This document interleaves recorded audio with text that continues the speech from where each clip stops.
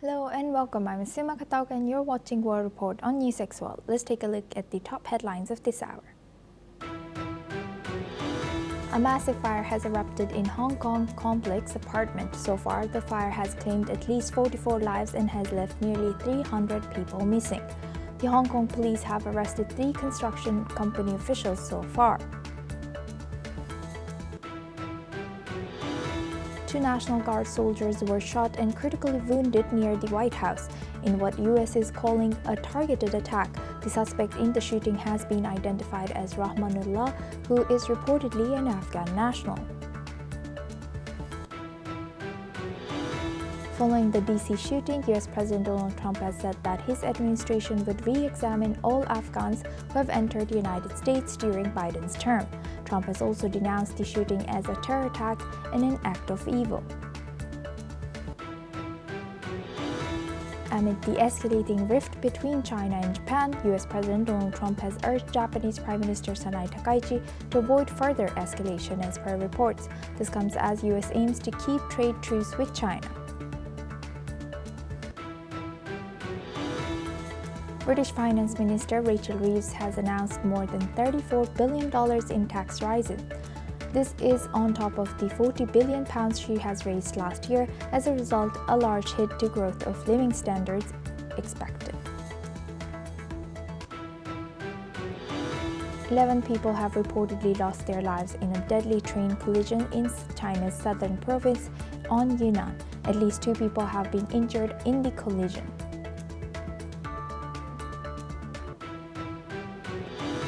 Floods and landslides brought about by torrential rain in Indonesia's North Sumatra province has killed at least 28 people, with rescue efforts hampered by what an official has described as a total cut-off of roads and communications.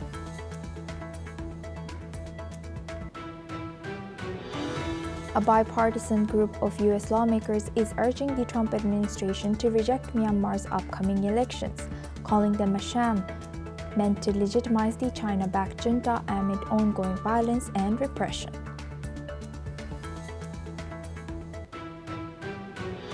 Now we start with Russia and Ukraine. Russia is condemning the leak of a recorded call between President Donald Trump's envoy Steve Witkoff and top Kremlin advisor Yuri Ushakov, calling it an unacceptable act of hybrid warfare. The transcript published by Bloomberg News details discussions on how to prevent a Ukraine peace plan to Trump. Moscow has said that the exchange was never meant for publication and accuses unknown actors of trying to disrupt delicate peace negotiations. Ushakov has said that parts of the communications took place over encrypted government channels that are rarely breached, and he insists that the leak did not come from any participant. He plans to raise the matter directly with Witkoff. Other Russian officials, including Deputy Foreign Minister Sergei Ryabkov, claims the incident as part of a broader information war directed by European states and aimed at straining U.S.-Russia relations. Now for this discussion, we welcome Mr. Ben Aris. He's a journalist, joins us live from Berlin. Thank you very much, Mr. Ben, for joining us again. Good to see you. Thank you. Now, looking at this, how might this leak of confidential U.S.-Russia conversation, how do you think this is going to influence ongoing or future diplomatic efforts related to Ukraine and Russia war? It's full of very interesting details. A lot of confusion has come out over where the plan, the 28-point plan that was leaked to the U.S. press on the 19th, I think it was, last week. Where this plan has come from. Some people have said, or a lot of people have said, that it's like a Russian wish list and that they've leaked the plan as a way of basically getting Ukraine to agree to a capitulation. And then we saw, the cat went amongst the pigeons, and there was a meeting in Geneva, and the plan got cut down to 19 points with Ukrainian and EU input. Then von der Leyen came out with an EU-sponsored plan with 24 points, with a lot of things that the Kremlin just simply won't accept. Trump himself said he's cut the plan to 22 points in the last few days. And this leak makes it very clear that the original 28-point plan was the one that was thrashed out, particularly between Vitkov, representing the US, and Dmitriev, representing Russia. And it's based, and this has been backed up by Ushakov, the advisor, and Lavrov, the foreign minister. It's based on the conversation that was held between Putin and Trump in the Alaska summit. And the Kremlin has said very clearly that they are keen on the 28-point original plan and that there's a lot in there they can agree to. And they've equally said just as clearly that all of these other versions that came out of Geneva and the EU are unacceptable. So the leaks give some clarity to where this plan came from. And personally, I think it's an attempt by the Kremlin, because who else would have released this recording? There's been some suggestion that CIA or MI6 got hold of this recording and that they're behind the leak, but that would mean that the Western spy agencies have tapped Ushakov's phone. This guy is like as in a circle as it can get, and the Russians have said it's encrypted, secure government channel. The only people who have access to that recording are the Russians themselves. So I strongly suspect that like the original plan was leaked to the Western press, that this conversation has been leaked to Bloomberg. And the goal here is to refocus everybody on the importance of the original 28-point plan, which is the basis of possibly successful negotiations, as opposed to the other versions, which will all be rejected. And what do you think, to what extent is this true, that Russia framing this leak as a hybrid warfare? Can this framing of this hybrid warfare, can it affect international perception? Well, everyone's blaming Russia of hybrid warfare for the last 4 years. It's nothing new. And what are the Kremlin going to say? I mean, like, we leaked this in order to get this goal, this end, this influence that we want to get. That they have to say something, and of course they're going to say that we didn't leak it and that it was stolen and that it's hybrid warfare, and but it's all empty rhetoric. I mean, I don't think it's going to have any impact. As I say, it's already a very toxic atmosphere. And so the Kremlin can say what it likes about this leak. The important thing is the content in those two conversations, and what the reaction will be, the message it sends, what the reaction will be. Particularly, I think this is aimed at Trump himself, because he was the counterparty in the Alaska conversation. He agreed with Putin, presumably, on the 28 points, more or less. And he wants to see that deal done as much as Putin does. Right, and what do you think, what could be political implications for this incident have for Trump administration's approach to Russia's policy, particularly if peace plan discussions are being publicly exposed? Well, they've been put into the arena. Ironically, the Russians themselves saying ultimately the EU has to be involved. The problem they face there is, one of the points on the list is sanctions relief, and Trump's already discovered that he can take US sanctions off Russia, but that doesn't work unless the EU also agree to take sanctions off, that their sanctions are as effective or as difficult as the US ones. And Trump has no leverage over Europe, and Europe has dug its heels in and married itself to Ukraine. So that's a particularly difficult problem. And there's also a split within the US administration between those that think Ukraine has basically lost war and has to give up territory, and a more dovish pro-Ukrainian fraction in the White House who want to support Ukraine and keep it in the game, which is also the EU position. So we're into very difficult negotiations, but stepping back, I highlight again that this is the best chance we've had to end the war on negotiated terms, which everybody needs and wants, since the original deal in the first month of the war in Istanbul in 2022. And everyone's working very hard towards it. Rubio, the Foreign Secretary, US, has been very upbeat and was really excited by the progress. And the Kremlin indicated yesterday that they have agreed to many of the points on the list in the conversations that were going on in Abu Dhabi and through back channels. And so there is a real possibility of getting this done, but there's some very difficult points, particularly Ukraine's need or the demand that it gives up territory to get past. It's going to be hard. Right. With that, I would like to thank Mr. Ben Aris for joining us as a journalist from Berlin and sharing that insight. Now we move on to Middle East. The United Nations has confirmed that at least 127 civilians have been killed in Israeli airstrikes on Lebanon since a ceasefire was declared nearly a year ago. The UN has called for an impartial investigation into these strikes as the violence continues to escalate. Israel and Lebanon accuse each other of violating the ceasefire agreement. Israel has accused Hezbollah of rebuilding its military capabilities, while Lebanon has blamed Israeli forces for continuing strikes and maintaining troops inside the Lebanese territory. The UN has highlighted a recent Israeli attack on the Ain al-Hilweh refugee camp in southern Lebanon, which killed 13 civilians, including 11 children. The United Nations spokesperson has raised concerns that the attack may have violated international law. The strikes have also caused significant damage to civilian infrastructure, displacing more than 64,000 people in southern Lebanon. The UN has called for all parties to comply with the ceasefire, urging prompt and impartial investigations into these incidents. Now, for this discussion, we welcome Mr. Dr. Wael Awad. He's a Middle East affairs expert, joins us live from New Delhi. Thank you very much, Dr. Wael, for joining us again. Good to see you. Thank you. Thank you. Now, looking at this, how do you analyze the ceasefire situation between Lebanon and Israel? Why do you think Israel is continuously violating the ceasefire without any repercussion? Well, I don't think there is any excuse or any explanation better than there is nobody to stop the Israeli government from the aggressions. The United States has given the green signals. The Prime Minister of Israel put his own intention, plan of expansion in the region.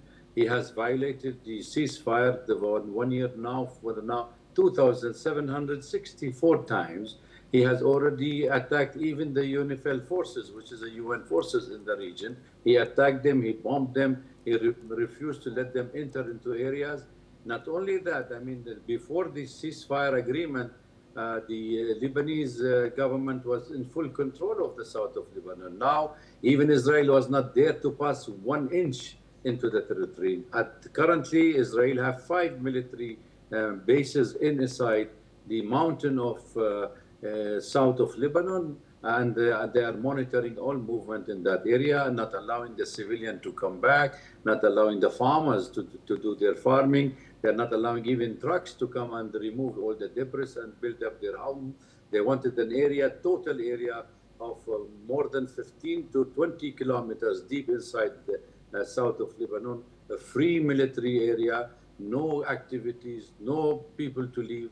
And they are already building a Berlin Wall inside the territories of Lebanon, where they're chopping out many of the territories inside into Israel. So therefore, there's a plan, and this plan has been put. And as I said earlier in your channel, the United States have already agreed with the Israelis when they stopped the they halted their activity in Gaza Strip, though they are also still violating, that they give Netanyahu the upper hand and a free hand in West Bank and also in Lebanon.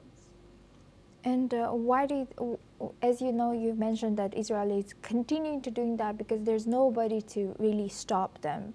Now, what role can United Nations realistically play? Can they stop them, or can they ensure accountability for their continuous violations? Well, unfortunately, if you look at the hypocrisy of the President of the United States, you see among, when he put his plan for Gaza, the United Nations Security Council met and accepted his plan, right? And for the first time in his history, he praised the UN system and organization, saying this is a great organization.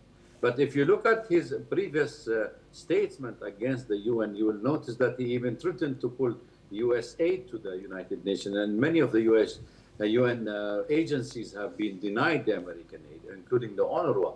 So therefore, when it suits them, they will be more than happy to see that the UN can do. And when the UN makes some kind of a resolution against Israel, it is first the United States who will veto this resolution.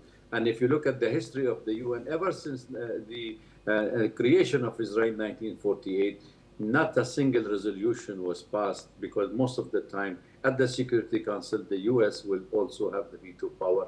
And that's why, unfortunately, the international body has been used only by the superpower who can implement their own political objectives.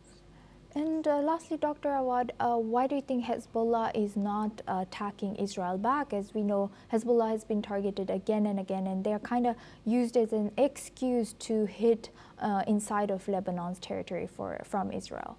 Asuma, I think this is a very important question you raise here, and I believe the reason for this, it has two parts. One is that the Hezbollah have already adhered to the commitment, to the agreement, to the truce with the Israelis, and they have already accepted this. That was one of the issues, and they give the upper hand to the Lebanese government to deal with the situation, since it is a government issue, it's not a party issue. And they have been patiently, strategically, they are restraining themselves from replying to any Israelis, because the intention of Netanyahu, by provoking them continuously, is meant that he wanted to make sure that the Lebanese army or the Lebanese Hezbollah respond to the Israeli provocation. And they have killed the major leaders, by the way, the big leaders inside the Hezbollah, yet they have not responded. But I think that will not last for long, because Netanyahu promised to turn Lebanon into Gaza, and he is going to do it. And I'm sure by continuous provocation without any international pressures, the situation in the Middle East is very turbulent, and the future is unforeseen. And I don't think there is any stability in the near future. Yes, indeed. Thank you for highlighting the background and possibility as well. Dr. Wael Awad, please stay with us as we come back to you for our next news as well. Now we stay in the region. Israel has handed over the bodies of 15 Palestinians a day after Hamas has returned the remains of Israeli hostage Dror Or as part of the U.S. brokered ceasefire, whose first phase is nearing its end. Gaza's health ministry says this brings the total number of the bodies received to 345 people. Hamas says it remains committed to returning the last 2 hostage remains, though recovery is difficult amid Gaza's destruction. Mediators from Turkey, Qatar, and Egypt have met in Cairo to discuss the ceasefire's second phase, which could include an international stabilization force tasked with disarming Hamas and overseeing Gaza's reconstruction.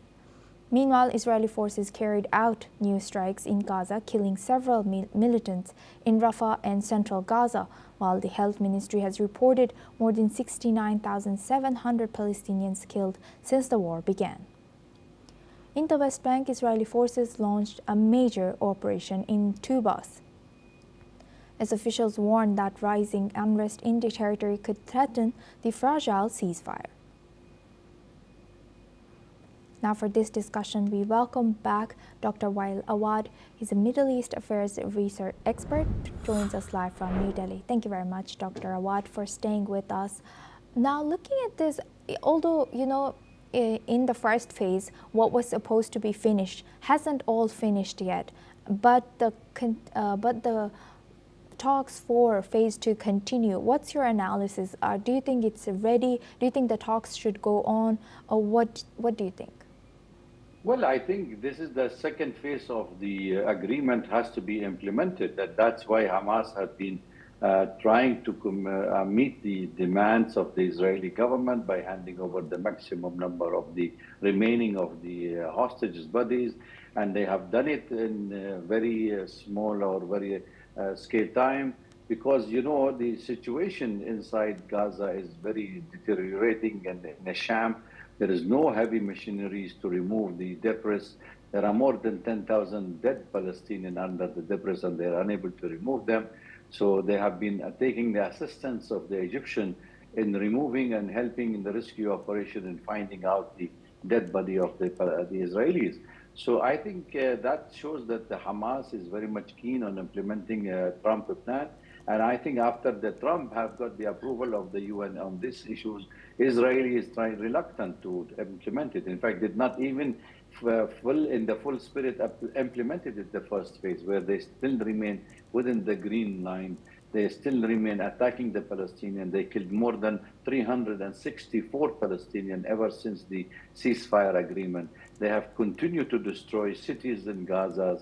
They had their buildings, and in fact, area under their complete control have been totally obliterated because they don't want to see any kind of livelihood on those areas. So I don't think Israel is willing to implement the second phase in its true spirit. They wanted to extract the maximum concession from the American administration, and they wanted to bring an international, assistant forces into the region, or stabilizing forces under the Israeli control and not under the UN, which is the Palestinian themselves are under occupation by the international law, and they should have international protection.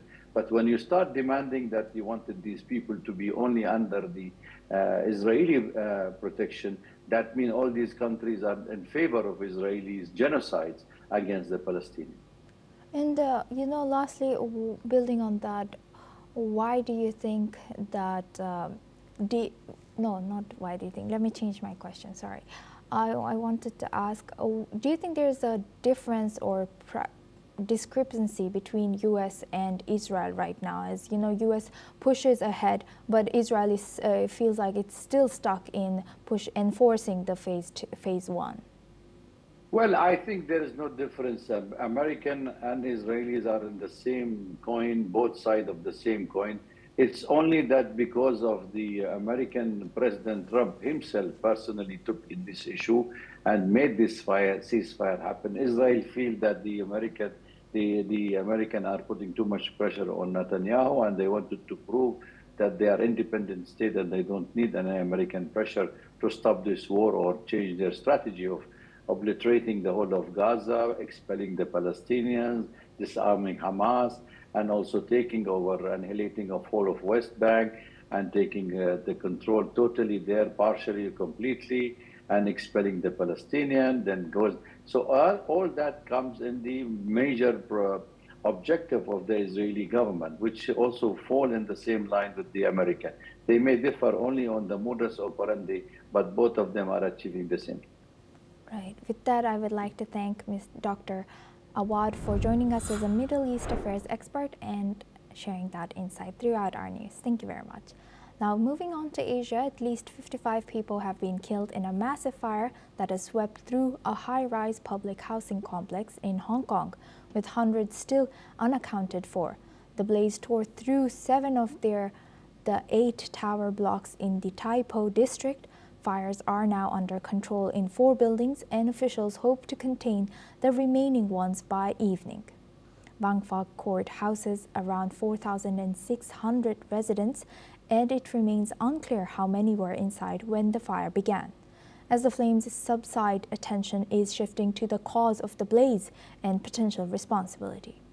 Hong Kong police have arrested 3 construction company executives on suspicion of manslaughter. Authorities had classified the incident as a level 5 fire, the city's most severe rating. Residents say thick smoke continues to hang over the area, with some reporting they can still smell it in the air. Let's listen in. 我哋消防處共調派98輛救護車前往協助救援，當中我哋處理咗123名傷者，有51名傷者於現場證實死亡，而其餘72名傷者，我哋亦都將佢送往醫院繼續接受治療。是次行動中，消防處有8位消防人員受傷，佢哋全部情況而家係穩定嘅。好不幸，我哋有一名消防同事於救援。Now for this discussion, we welcome Colonel Sanjit Sirohi. He's an international relations and defense expert, joins us live from New Delhi. Thank you very much, Colonel Sirohi, for joining us today. Welcome to NewsX World. Thank you. Thank you. Now, looking at this, there's so many speculations around what started and who's at fault. From what we know so far, what can you share on your analysis? So, this fire took place on Wednesday, and the cause they are still trying to identify, but the main reasons what they are trying to find out, it could have been a cigarette butt which was thrown unintentionally by the workers who were working there. And because of the bamboo scaffolding and the construction net, the fire took place. And after that, the way the fire spread, it has spread in unusual manner, in the sense that within 5 minutes it reached the 32nd floor of the tower. So we can say there are a number of stipulations, but two or three things which have already been brought out is, firstly, that there is some exterior material which has been used which is not as per the fire resistance standards. This could be one of the reasons.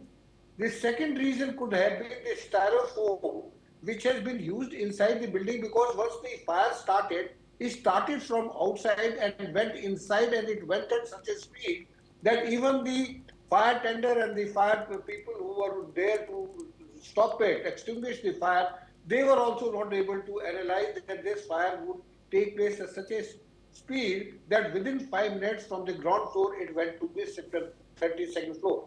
The third is because of the bamboo scaffolding, and this the government had already decided to do away with bamboo scaffolding, because there have been many instances where the fire has taken place because of this. So this was also one of the reasons, and the other reason could have been the construction net which were used. So there are a number of reasons, but what is more important is the two things. First is that the exterior material which was used by the people who were renovating the building from the outside, there is something wrong with that, and I think they have done correct thing by ordering an inquiry by independent commission against corruption. And that all these three people who have been arrested, from these people they will be able to identify what was the reason, was the any exterior paint or something which was used on the exterior of the building was the main cause, because of that the fire spread at such a speed, or it could have been also the styrofoam which has used inside the building, it could also lead to such a fast speed of spreading of a fire. So I think there are a lot of stipulation going on. When the commission gets into it, they will be able to find out. But yes, there is some unusual spread of fire which is of deep concern, and I think the government and the other agencies are working on it. Asuma. Right. With that, I would like to thank Colonel Sanjit Sirohi for sharing that insight and giving us update on the current situation from Hong Kong, from New Delhi. Thank you very much. Now we stay on this. According to local fire department authorities, the death toll has now risen to 55 people. 51 reportedly died at the scene, while 4 others passed away in the hospital. On the ground, we are learning that community aid volunteers are still rushing to distribute supplies, while firefighters are continuing with their mopping up operations. A few residents have also criticized the slow initial response of fire officials. Let's listen into what they have shared. 而家最急需係因為啱啱消防其實都有通知，就話最需要係啲紙底褲同毛巾，因為佢哋其實係救完火之後都濕晒嘅，咁希望落啲紙底褲同毛巾。咁嗰啲火即係攬得好快咯，咁但係都係見一條喉夠幾座，咁我覺得就係太過慢，睇住佢燒幾個鐘頭都睇住佢燒。 咁係攞一個反映出嚟，真係點解消防處唔會話處理呢啲咁突發嘅情況？好遺憾。因為如果我個仔都係做消防嘅，佢今日咧就係先生叫我嚟呢度，佢話同我講嘅，而家上去高層嗰啲百幾人燒死，即係嗰啲幾廿歲嗰啲冇。 即係唔走嗰啲焗死啊，燒死，焗死熱㗎，屋企熱到死啊！佢話搬落嚟啦，可能都有，可能百幾個，可能咧而家未知嚟。佢上睇下先知。咁我哋小心啲啊，因為我哋燒成晚嗰啲結構唔知得唔得啊？講緊冧樓唔出奇㗎，好大鑊。 Now we move on to Turkey. A Turkish court has acquitted 4 photojournalists after their arrest during mass protests in Istanbul earlier this year. The journalists were detained in dawn raids amid huge demonstrations that erupted following the arrest of Istanbul's opposition mayor Ekrem İmamoğlu, who remains in jail today. All four had been accused of violating Turkey's law on public gatherings, but the judge said there was no solid basis for the charges and ordered their acquittal. Media rights groups, including Reporters Without Borders, welcomed the ruling and criticized the arrests as arbitrary and aimed at blocking public access to the news. The protests were the biggest Turkey has seen since the Gezi Park demonstrations in 2013, with Imamoglu's detention widely viewed as politically motivated. That's all we have time for. Keep watching NewsX World for more news updates from around the world.